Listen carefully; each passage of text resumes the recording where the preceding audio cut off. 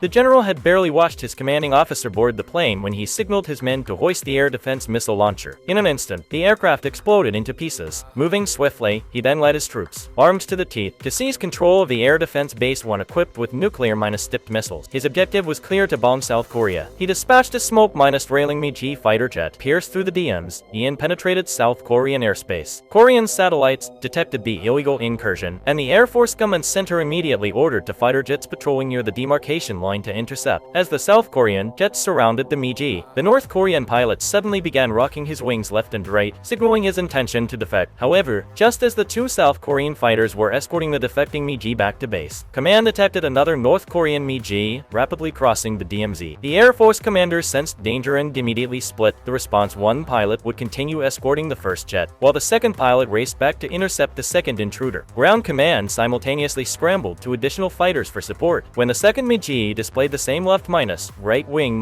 rocking gesture, the pilots assumed it was another defection and lowered their guard. Using hand signals, they directed the North Korean pilot to follow them back to base. Without warning, the pilots suddenly executed a violent barrel roll, accelerated toward the first defecting MiG, and fired a missile, detonating the smoke-trailing aircraft. Then, at full throttle, he climbed vertically towards Seoul. The arriving support fighters quickly locked onto the hostile jet, and the pilots prepared to launch missiles, but the commander, invoking civilian safety, ordered all aircraft to hold fire and maintain pursuit, only relying instead on ground-based air defense missiles to shoot down the MiG once it left Seoul's airspace. The South Korean fighters maneuvered directly in front of the MiG, attempting to lure it out of Seoul's boundary, but the North Korean pilot refused to take the bait. Recklessly, he up toward downtown Seoul, dropping altitude to strafe the city street. His target South Korea's tallest building, which he began attacking relentlessly.